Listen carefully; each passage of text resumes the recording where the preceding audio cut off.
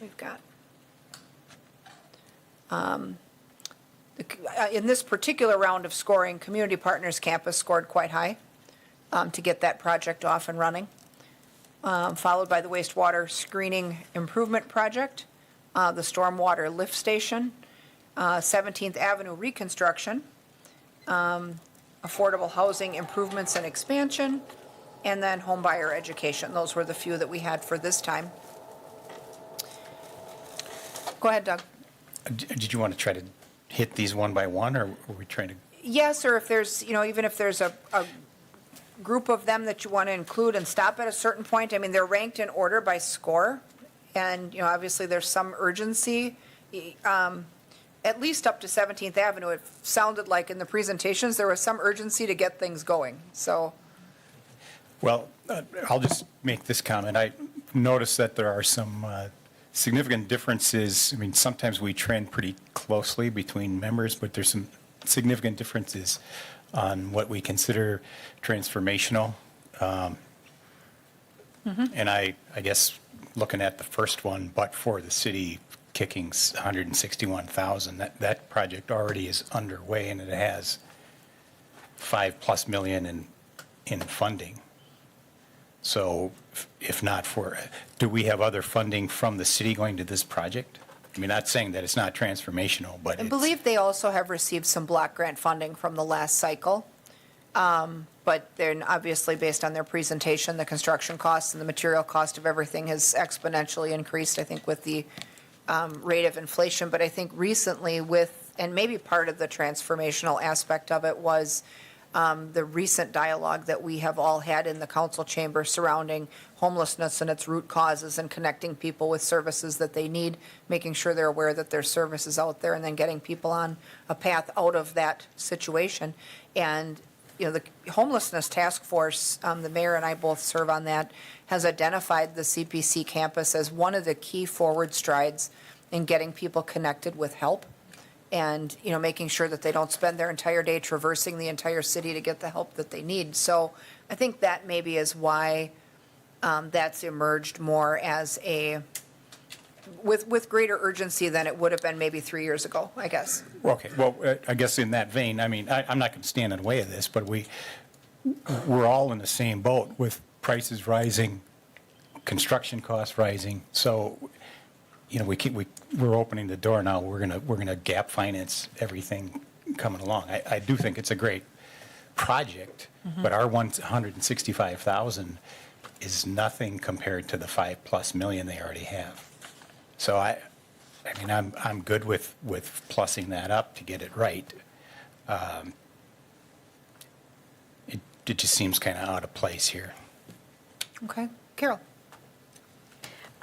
Regarding that, I did mark that high on transformational. I've worked with a lot of different populations over the years that work with so many of the agencies that are involved in it, and that's why I rated it transformational, because I've seen the firsthand benefits and the people that rely on it.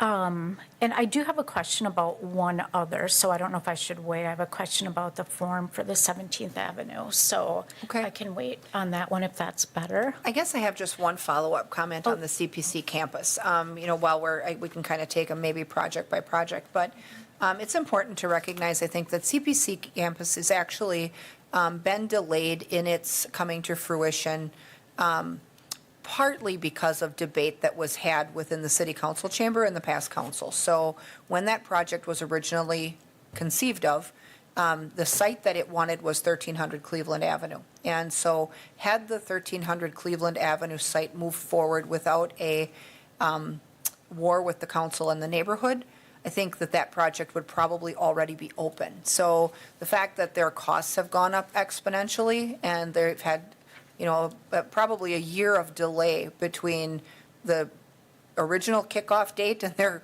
final completion date, we aren't without some, I would say, culpability for at least part of the delay, because there was an awful lot of waffling in their site selection, and we owned that site. I mean, we had that site to give and didn't give it. So, that maybe is part of why this maybe is a little more important too.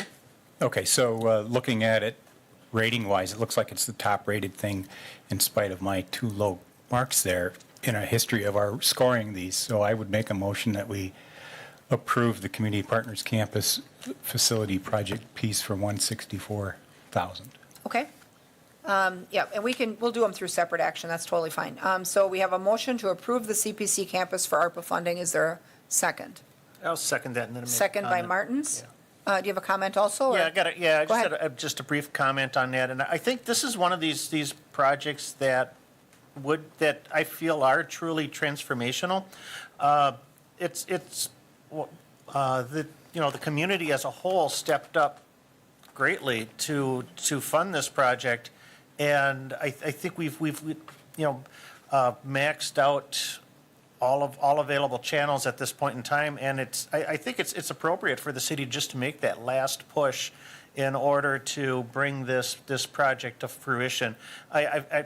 To me, it feels like one of those things, pay a little now or pay a lot later, and getting this project up and going and get the Community Partners Campus open is going to be, it's going to be very good for the city, and I think this is money well spent. Okay, Carol? Certainly, absolutely. The other thing I wanted to say before is that I thought I was happy that there were so many others that were also helping, pitching in for the cost of this. So I considered it, I think, a little bit different than you, Mr. Denny, that, that it's not as much, of a chunk if all the rest were helping too. So it's just another reason behind how I rated it. Let me be on record as not opposing this project. It seemed like an odd piece to come in here at this point, but I'm good with it Well, and it is a altogether. new concept for us, because we've never tried to make things like that one-stop shop to make people's lives easier, but I think once it gets going, I think we'll see that it really was maybe what we needed. So with that, we've got a motion and a second then to approve CPC as one of those projects. Members in favor signify by saying aye. Aye. Aye. Opposed? None are opposed, so that one is approved. Next project is the wastewater screening improvement project. And it did seem that there was some urgency with this one as well. Obviously, clean water is part of the philosophy behind the original ARPA purpose. Does anyone have thoughts on that project? Mike? I'm just going to say something about this, the screening improvement project. If you ever toured the wastewater treatment plant, you'll find that the screening room is actually the first line of defense in making our water, making our wastewater treatable and able to release into the river. It's amazing the things that people flush down the toilet that have, even though the packaging says flushable, they really have no, they don't belong down there. And other than spending how many thousands of dollars to educate people not to put that stuff in the toilet, things like this, I think are things that we need. Is ARPA the best conduit for that? I'm not sure, but I think it's something that's very important to the treatment process, and I think we need to consider it seriously. Well, and it's good that they actually had pricing on it as a component of the improvement project that was looked at on a larger scale, so that when this opportunity did come along, the improvements are happening down there, they certainly could make that part of the project and kind of finish it all together, rather than finish the project that's underway and then have to go back in later and then try to add, pieces and parts. So do we have a motion from the committee to approve this item? Motion by Lukens, is there a second? Second by Martins. Further discussion? Seeing none, members in favor signify by saying aye. Aye. Aye. Opposed? None are opposed, so that item is also approved. Next item is the stormwater lift station. And some of the write-up for this one was interesting as well, because if these systems fail, then where does that water go? Hopefully not into people's homes. So what are your thoughts on this one? This one scored about the same as the one prior. Go ahead, Carol. exactly what you just said. I think that was one of the reasons I scored this one. I know I'm one who scored this one pretty high, but those were some of my concerns about it, the safety issues, and then the impact if there were problems.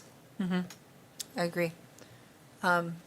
Any other thoughts on this project? If not, is there a motion? Go ahead, Michael. All right, I scored this one a little bit lower, and, if I had a choice between either or, the screening improvement and the lift station, I'd probably want to, maybe hold on the lift station and pass it through CIP, but I could go either way on this. Okay. Go ahead, Doug. Yeah, well, and I probably should have asked this on the previous one. This was part of the original proposal for the new wastewater treatment plant, correct? What was the The reasoning for not? screening stuff was, the lift Correct. station was not, right? But, We're on the lift station. okay, got you. So, okay, do we have a motion to add the lift station for funding?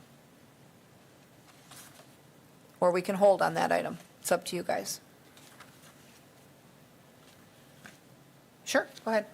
So I guess now I'm wondering about your comment about passing it through CIP. I don't know if anyone has information on that? or So, not. yeah, so in the preparation cycle for the 2023 budget, we'll start our capital projects review this month.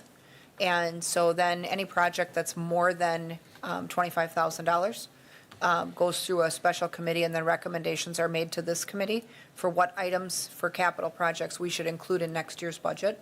So anything that would emerge, that gets approved out of that process and then added to the 2023 budget, the soonest those things would happen would be next year.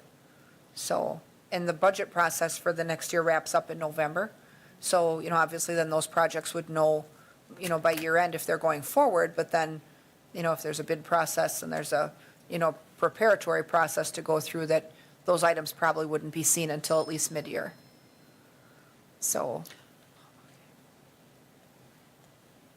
Eric just texted me that he did not put the storm lift station in the CIP He in the did not. 2023. okay, so it's not set for CIP review at all. So then it missed the cutoff for that. So it would appear that if we want it, this is the way. Or if we want to wait on it, we'd look at entering it into the next CIP cycle then, if 2024 cycle. Go ahead, Carol. One more question. Is this the one, I'm trying to remember if he said he was going, if there's a possibility of other funding through would this be at all possible through any other grants, that would be adjusted, or maybe I'm thinking of something else? Let me grab his sheets for the submission here. Of course, I'm paging through the packet. Okay, there it is.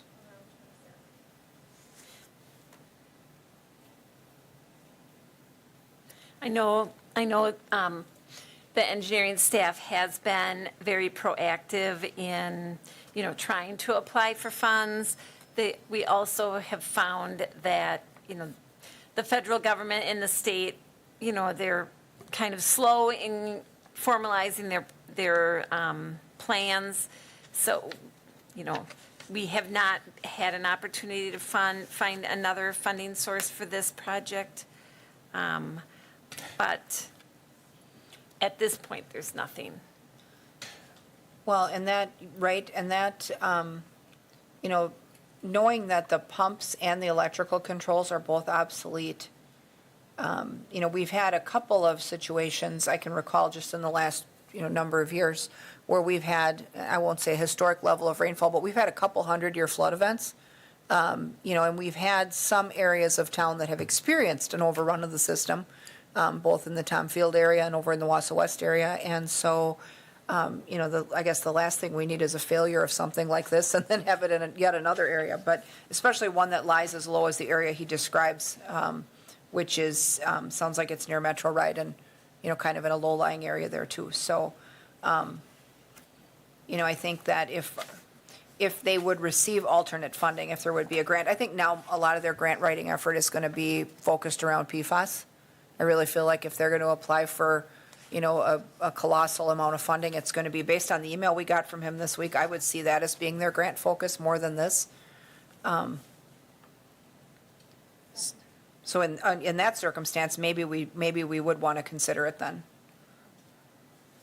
Go ahead, Carol.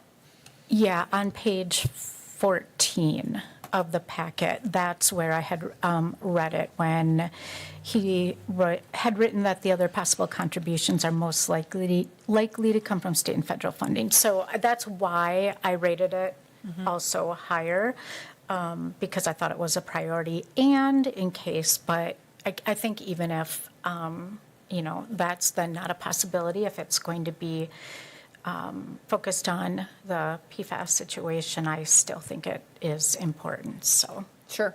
Well, and obviously, if they find another fund source or a grant comes through, they obviously then could, we could shift this around and we could reallocate those funds if we're still within the spend down period too. So maybe go back to our list and see if there's other things we could pull in if that opportunity presents itself.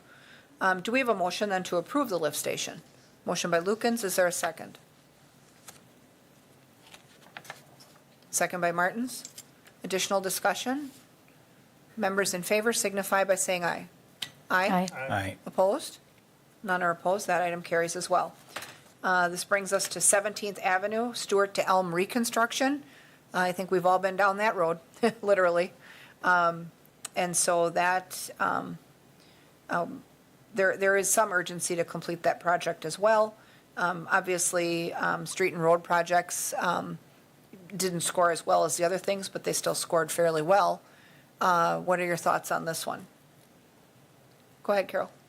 So this is the one that I had a question on because I did not see a priority ranking on the initial form from Public Works. And so I was just curious on that. Yep, it looks like, now in this one, they had received WISDOT funding for $400,000, right? So, Yes. so if we don't do the project, do we lose that funding? Correct. Right, so to accept the award, we'd have to come up with our 1.4, or come up with our 1.1. our 1.1. Let me just see. And I don't know, I mean, we've discussed that street a number of times in SISM. I think that, we had looked at, perhaps submitting it for other fund sources like, STP urban funding and things like that. And, I think that the reason they got this award from DOT is because they had submitted it based on its deteriorating condition. And, it's to the point where, it obviously needs something sooner than later. That's like the worst stretch of they did joint repair going up the hill and over, prior. And so that the section north of Elm is way better because they had done a bunch of joint repair on that the last few years. But this piece down at the bottom has kind of been neglected. So, Doug?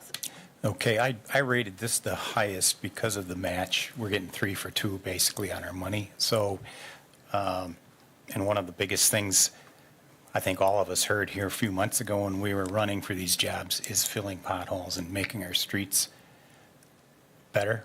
And I think this is a real logical place to start putting it, where it can be seen and felt literally very quickly. Yep. I hear the phrase "fix our roads" an awful lot from people as well, especially this one being a main corridor through.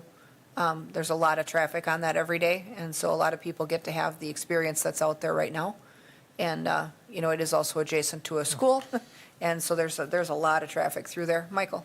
Yeah, I'm glad you brought that up, adjacent to a school, because that's something I was going to speak to, that one of the things the school district's talking about with their reconstruction efforts that are going to go on with John Muir is rerouting the intersection where buses enter and exit John Muir on 17th Street. So my concern is that maybe waiting on this project until we figure out what the school district is up to. The grant funding doesn't have it sounds like it doesn't have an expiration date on it. So if we waited a little bit, we'd still be okay. Although it would probably end up costing us more in the long run. Everything, roads aren't getting any cheaper. But Did they indicate, and I guess if memory serves. Did they indicate a completion timeline? Was that for next summer? Or was it this year yet? I'm looking to see No, what. it's not this year. So they would be designing this year and probably, it's not, it wouldn't happen this summer Right. yet. I'm looking at his, Right, because Gantt chart here. this is in the 2023 CIP also. One option, if you wanted to look at other funding sources, and this is in tax increment district number 8. That district shows that it has financial capacity to fund, the whole the whole project. You could take some of it from 8 and some of it from ARPA if you wanted to. The district, obviously, when we're looking at tax increment districts, you experience an increased deficit in the district while that increment is generated and can retire the debt. So the downside is you wouldn't have cash on hand to pay. You would have to roll it into a debt issue and then, pay interest on that over that period that you retired the debt. But it would give you, an ability to reserve your ARPA funding for other things too. and maybe that's a discussion that we, because what we've been kind of doing is accumulating the unapproved requests on the list, and then so we can go back to the list later.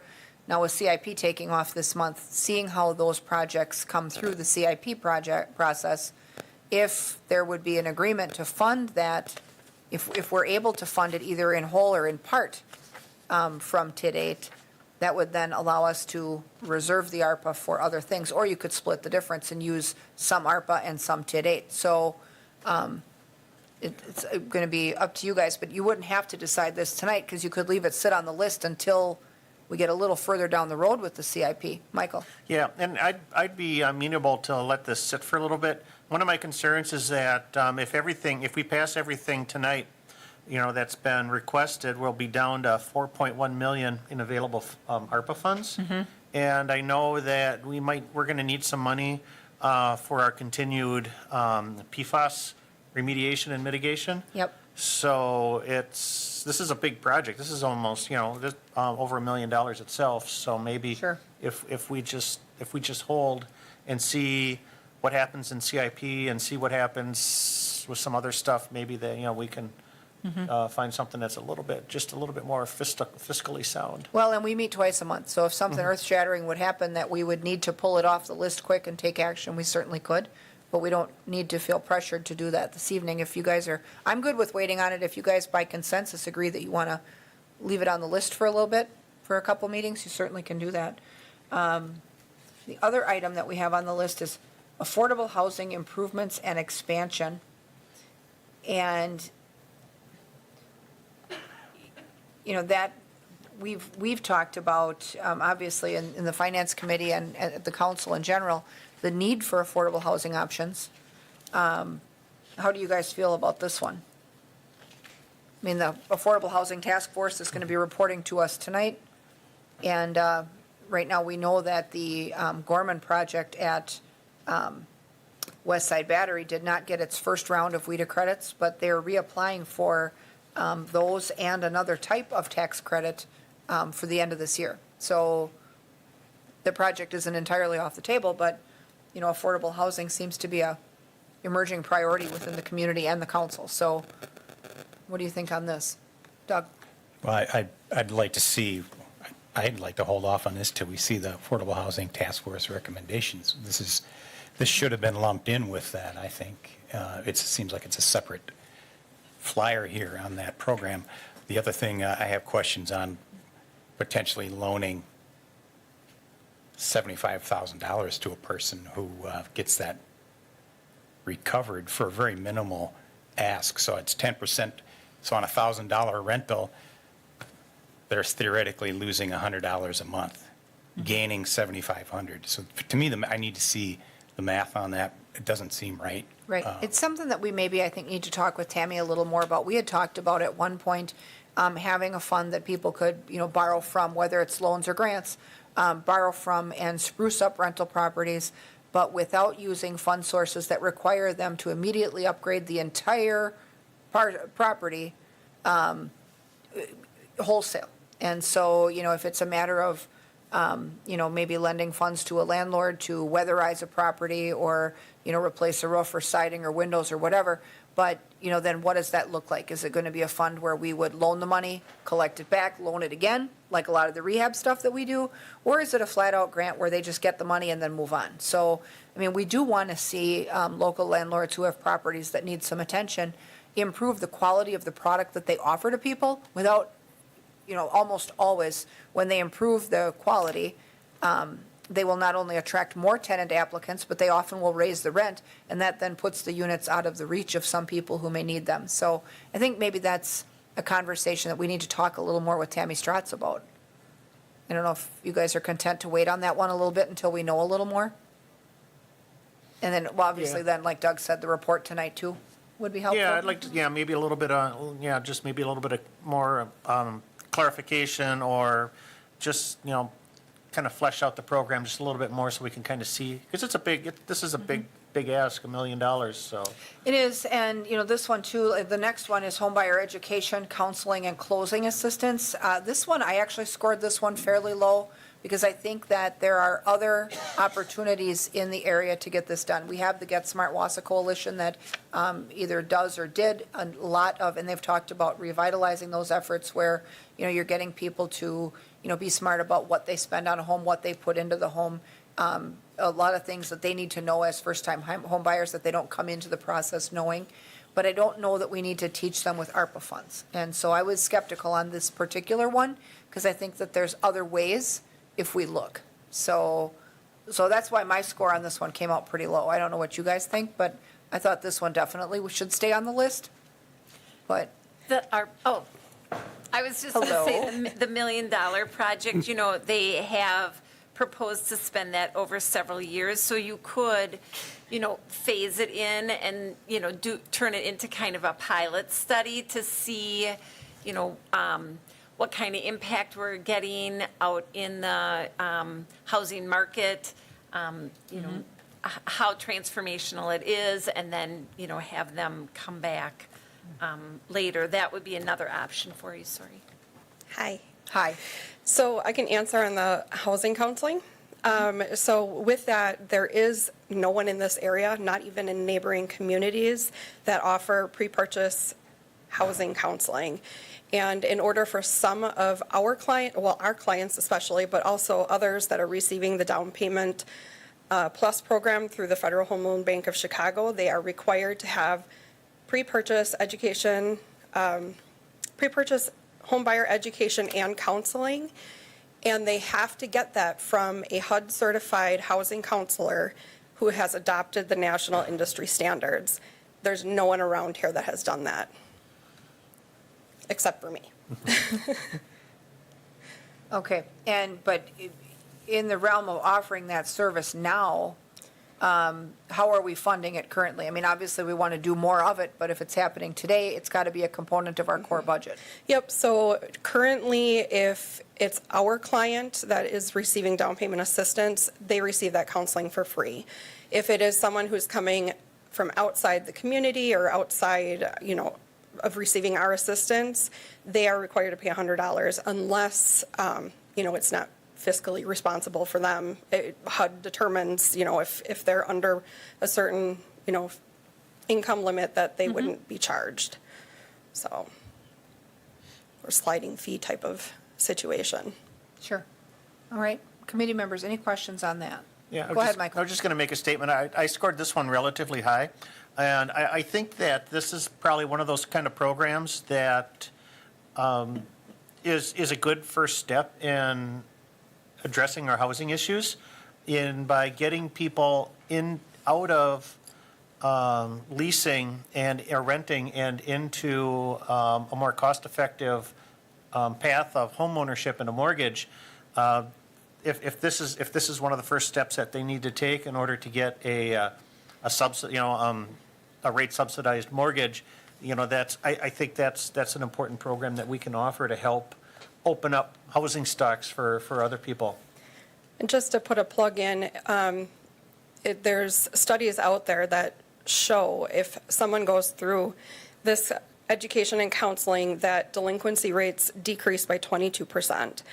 I have a lot to do with this program to build it up, but I also feel it's very valuable because just the clients that I have seen, so many of them come in and think that buying a house is cheaper than renting.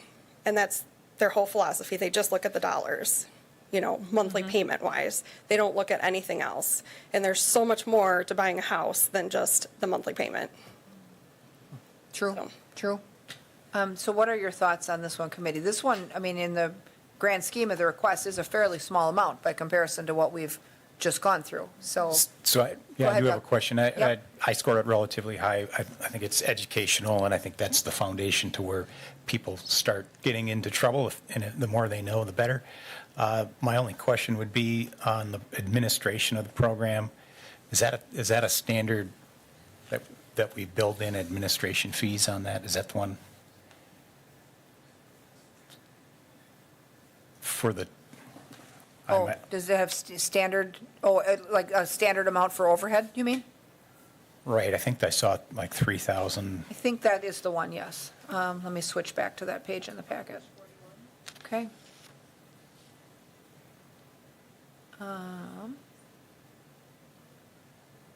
It did have administrative costs of $3,000 per year for 3 years. And so, that I guess is another question is, if we're looking at roughly, 13,500 per year, do we need to be funding administrative overhead out of ARPA? I guess, do we want to fund it in such a way that we're not using ARPA funding for overhead, which is administrative costs? I was confused on what the $7,000 administrative home is versus ARPA. The home program, is that a federal fund? The home fund, that's federal funding. So the overhead must be $10,000. They'd be getting 7 of it from federal funding and 3,000 from ARPA. Okay, I guess I don't understand that, but to me, it's a value to provide this service, and for the total amount, I'm okay with. Okay. Is that a motion to approve funding? You can make one if you like. That would be a motion to approve the 34,000. homebuyer education, counseling, and closing cost assistance. Okay. Is there a second for Doug's motion? To approve the home buyer assistance. Is there a second? Second by Martins. Further discussion? If not, then members in favor signify by saying aye. Aye. Aye. Opposed? None are opposed. That motion carries. So we'll hold for now. We'll hold for now on the other ones. And once we've had the housing presentation and we know a little bit more about the other program, then we can reconsider that and maybe look at some alternatives for Elm Street as well. So, okay, so that'll take us to the end of that item. Item number 4 is discussion and possible action on a budget modification for legal services. Yeah, so in your packet was also a request for a market study for the city's non-represented employees. And there is the intention by HR to submit an ARPA request on that. Typically, they're introduced in one meeting and considered at the next meeting. So if you wanted to ask any questions, this was considered by the Human Resources Committee last night and approved by the Human Resources. There was some feedback from the committee that they would prefer funding it from another source rather than ARPA. And the HR director is here in Okay. case you have any questions about a market study and the justification for one. Okay. Committee members, do you want to, the HR committee meeting happened so close on the heels of this meeting that we've not really had time to even digest the minutes of that meeting yet. So, Tony, if you'd like to come up and just walk us through the concept, and then maybe we can understand to what the HR committee's outcome was comprised of. Definitely, and I apologize for the quick turnaround, but I wanted to make sure that I would be present here to talk to you guys about this today. And so we have been looking at a market study for some time. The employee handbook obligates us to, at least every 5 years, do a comprehensive comparison of employees' pay to market conditions, and every 5 years. We are currently at 3 years since our last market study, so we're a little bit fast, but the market is changing abnormally rapidly right now, and I think it's important that we not wait too long or we will fall irrevocably behind. And so what we're looking at is the last time we did a salary study, we realigned the salary grades, we changed how people progress through the salary scales, and we redid the entire brouhaha. And we're not talking about doing quite so ambitious of a project this time around. That structure is relatively new and still is functioning quite well. But what we want to do is realign that structure with market conditions. So we wouldn't be changing who's in what salary grade, we would just be changing how those salary grades align with market. One change that did happen on the floor yesterday was that the RFP will be amended to include an obligation for the vendor to provide us with an implementation estimate early in the project so that it can be properly accounted for in our current budget planning process. I think that's huge for us because with the three options that came out of the last study, we really struggled with that. Yes. So committee members, what are your thoughts on, I mean, this, we've not ranked it or scored it. It does kind of come at us awfully quickly. The finance committee meets twice a month, even though the council doesn't, so. Yeah, I I feel like- think that the intention would be you would rank it and then actually consider it at the next meeting. Right. Yeah, and I guess my only request would be if we believe that we're going to identify a funding source other than ARPA, the sooner that decision can be made, the better, because we'll be several months behind estimate if we're waiting for a ranking, and if everybody's totally not feeling this as an ARPA request, if we wanted to make that determination sooner, we could get the RFP out faster if we identify a different source. So. What is the total amount that we're talking? Well, the responses to the RFP are what really drive what the expense would be, but I'm estimating it at, our last study cost us about $80,000, so I would estimate approximately that ballpark for this one as well. We're looking for a custom study, so even though it's a smaller scope of project, we're, instead of using pre-published studies, we want to have studies that we identify who we want to be compared to, so that's a little bit more labor intensive and probably going to be a little bit more costly. Okay. I know it was an arduous process last time, obviously, and, I think I too would like to see us use a fund source that's not ARPA. I hope that we can identify a source that's not, because what we're looking for is at least projects that touch a large segment of our population, that really have a forward-facing benefit to the public that they can see and understand. And I think it's hard. We know that we need wages to keep up with market for the purposes of recruitment and retention, but I think that the average person also would appreciate us finding other fund sources that are not, I guess, in my mind, ARPA dollars are designed to be transformational, and, we're looking to have an impact on a large segment of our population, and I feel like an internal wage study maybe doesn't achieve that as much as some of these other projects that we've waited on. I mean, we've waited on some projects that have more public benefit than this even. So I guess, Marianne, what are your thoughts on an alternate fund source other than ARPA? So, it is a one-time expense. Obviously, implementation of the study is going to be rolled into the 2023 budget.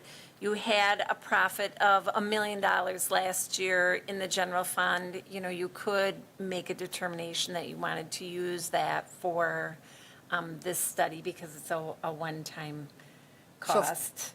Funded out of surplus then? Yes, you could do that if you preferred not to do it out of ARPA. Obviously, we've, been running, our vacancies have been running higher than historical levels. We've never budgeted for vacancies in the past because historically, we've not had high vacancies, and typically vacancies are generated by retirements, and then you have retirement payouts. So, we've considered it kind of a wash.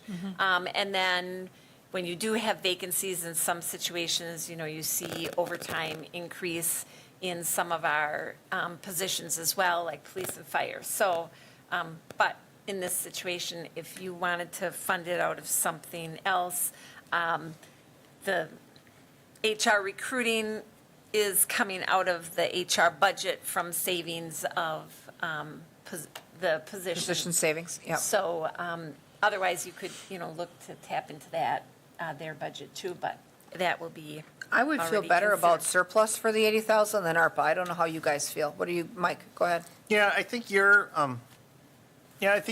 comments, hit the right thing that we were speaking about in HR yesterday, in that this doesn't really feel like a right kind of project for ARPA funding.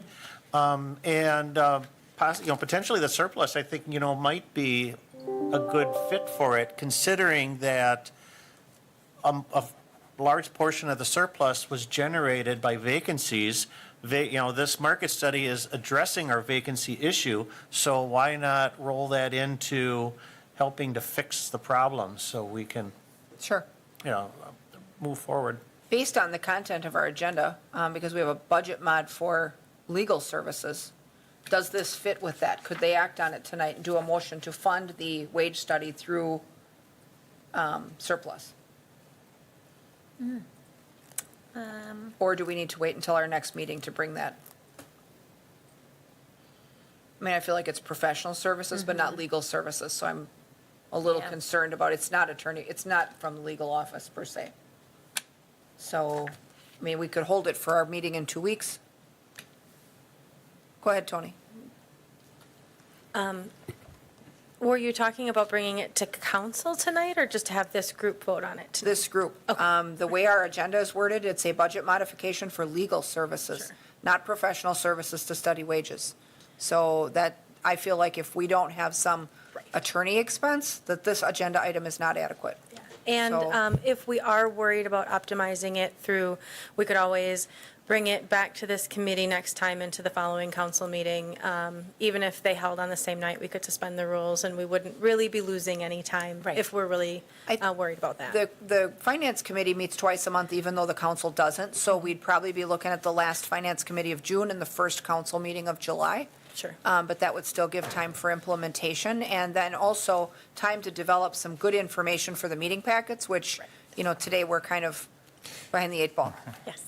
Is it really a distinction? Why was it written up that way? I'm Was it not just sure. a typo? But I just noticed it myself when I was reading, because I was thinking that we would have to amend our item on the floor to fund it differently, and then I noticed it said legal and not professional. So, I mean, for the public to understand what we're going to do here, the agenda wording does not lead the public to believe that we're looking at ARPA for wages.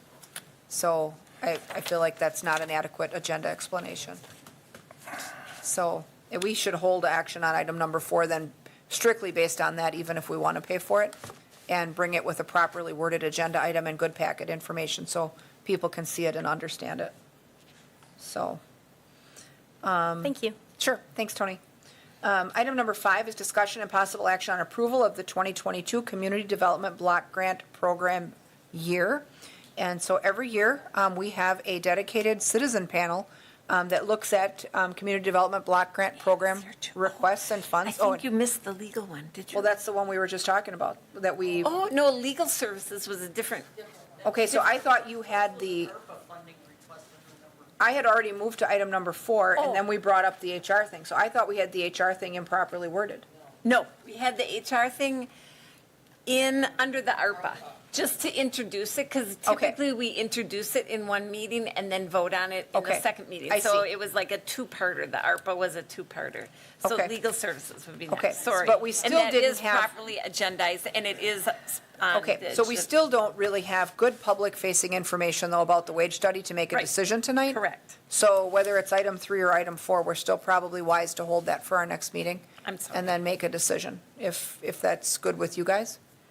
Should we be rating this then in anticipation, or I- just move forward with reconsidering it at their second meeting. Well, we score them all, so I think to be consistent, we'll need a score on the item. I think Okay. we should do a rating matrix on it, yes. Okay. Okay. So, and that then too will maybe inform our decision to fund it differently And I based will on our make- discussion Yep, here. and I'll make sure and put the agenda Yes, properly so that yes. you can fund it out of another source if you Right, prefer. I think Okay. that's important. All So, okay, so that brings us back to item number 4, discussion and possible action on a budget modification for legal services. So Ann, if you wanted to come up and walk the committee through your request, do you have, let me shift in the packet here.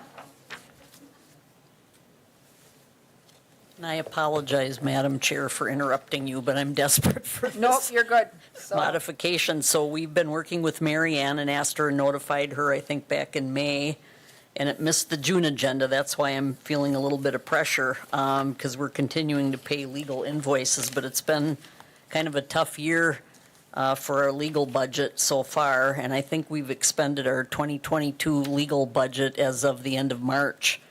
And so Lisa and I had been following that, asked Mary Ann to put on a request for a budget modification. I think she can address it too, but she suggested taking it from surplus, and I think Lisa put together some totals that now she has outstanding bills in the amount of $34,498.28. And I think you recommended, Mary Ann, increasing it to 70 or adding 70,000 to the legal fees budget.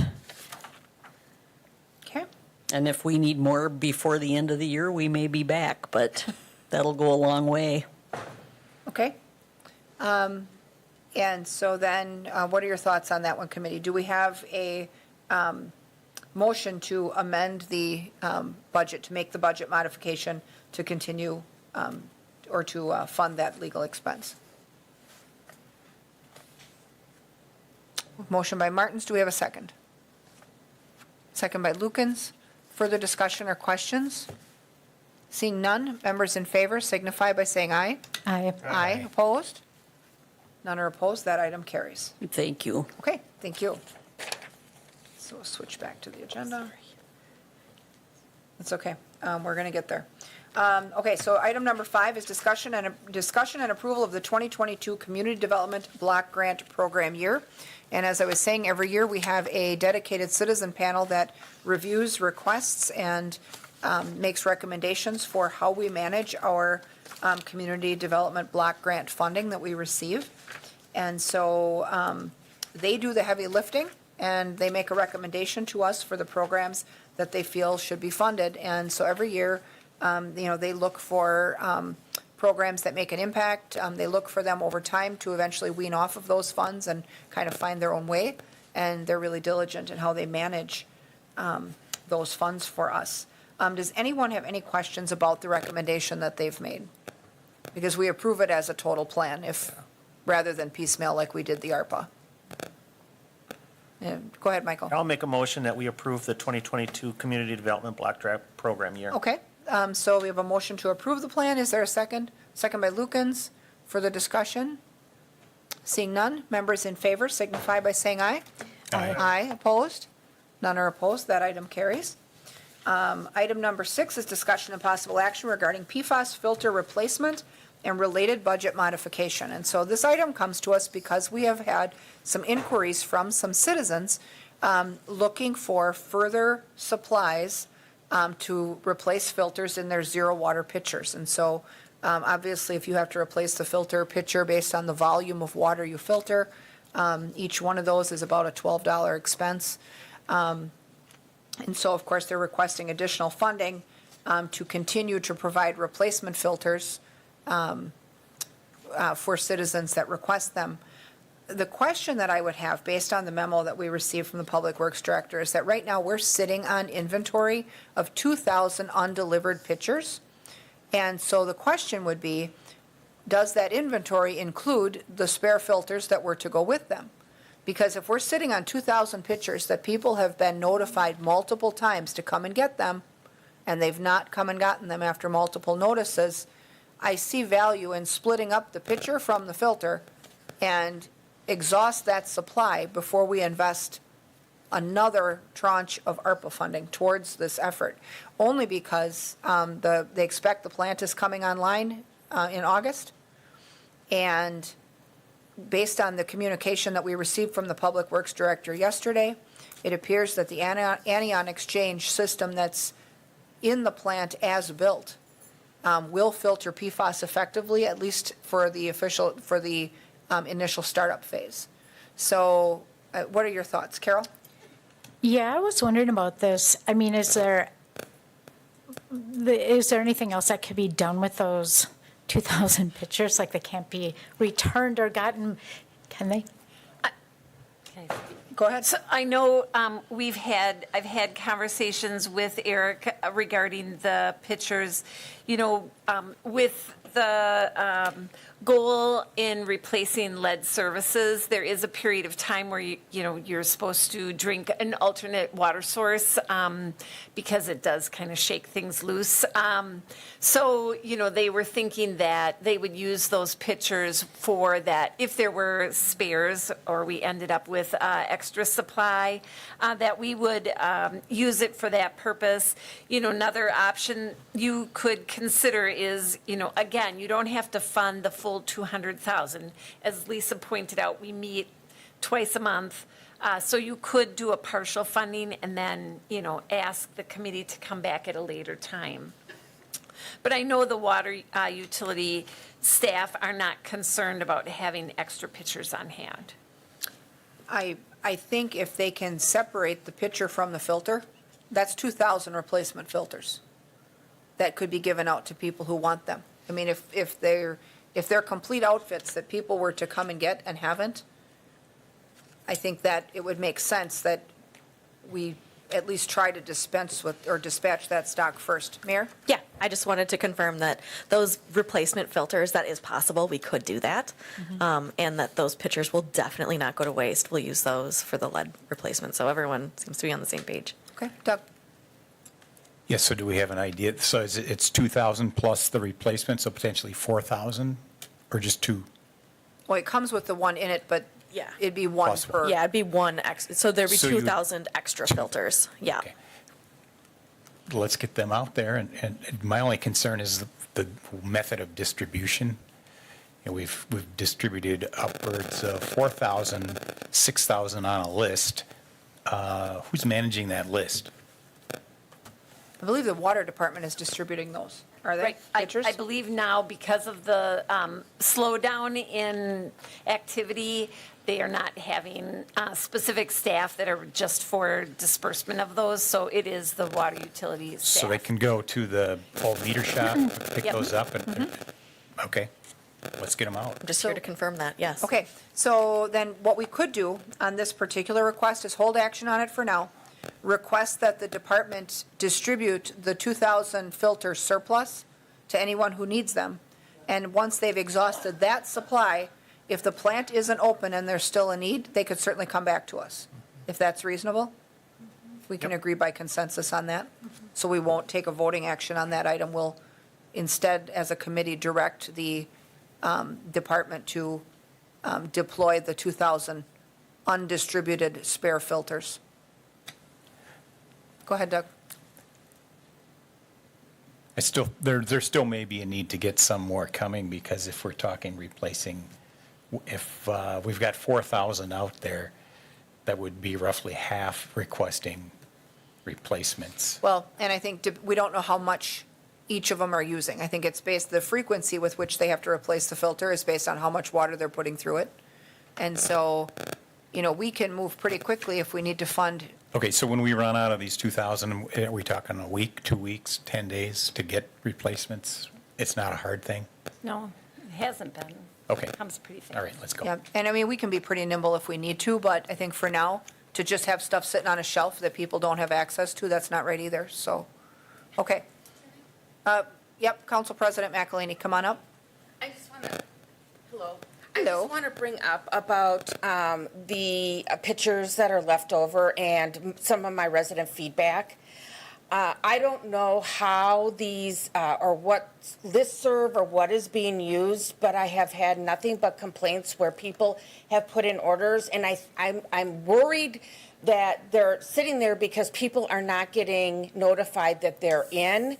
I got an email saying it went comments down this way. They're ending up in the spam folders. And I have elderly people who are insistent that they are not getting notified, and they're very angry. So the other one is I have some that are not using internet, and they have asked me over and over, how are they supposed to be served by the city? So I don't know what you want to do, but before we start splitting these up, I think we have to understand that there may be some people that have complained to me they've been waiting months for these because of the way that those emails are coming in as the email states comments, and it's landing in a spam folder. So it's not coming from, it doesn't look like it's coming from City of Wausau or Wausau Waterworks or whatever. So I wanted to bring that up to the committee.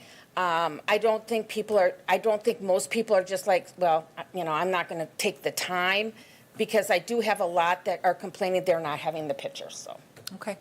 And the feedback I've received is that my residents who've requested them got them. It took a little bit, but after a couple weeks, they were able to get through. So it might be worth it to also ask the water department in connection with this effort to review the list of what's not picked up. And, I don't know if they're reaching out to those people by email or phone or both, but if they have an alternate mode of contact, maybe they could try that. But in the meantime, even if somebody gets that first picture, it's going to take them quite a bit of time to put enough water through it to need that replacement. So like we said, if we need to order replacements or additional replacements, we certainly can do that. And, we don't know what the demand is going to be for refills. I mean, especially since the refill does represent basically, at least one refill represents a $12 expense. So, there may be people who want them from us. There may be people who've already bought some that don't expect further filters to be provided by the government. I mean, it's just a matter of people's desires. We've not heard from a massive volume of users to know really what the majority wants to do. But, okay, so we'll hold on that item for right now. And let's see here. We've got two more that we have to handle tonight, and then we will hold items 9 and 10 for our next meeting, right? Or, Yep. Well, 8 also, we probably, do we need to, can we hold 8? Yeah. Okay. 7, we should probably get going. So item number 7 is discussion and possible action regarding sole source purchase of recruitment services from HR Gov, and that is for recruitment of an HR director. So they're seeking funding for that. Yes. And sooner than later, so that we can get someone in to replace Tony Vanderboom. Do we have a motion to accept that funding? Motion by. I'll make a motion. Motion from Martins, is there a second? And this is really just a sole source with HR Gov, because they have money in their budget that they'll be able to They'll fund be able it. to pay for it with, yep. Second by Lukens. Members in favor signify by saying aye. Aye, opposed? None are opposed, that motion carries. So in the interest of letting the common council start on time or close to it, we will hold item number 9 and 10 for our next meeting. And 8, 9, and 10. 8, 9, and 10, sorry. Okay. All right, so with that, we'll take a motion to adjourn. Motion by Lukens, is there a second? Second by Dinny. Members in favor signify by saying aye. Aye. Aye. All right, we will stand adjourned then, and we'll take maybe 5 minutes here to switch seats, and then we'll be ready for common council.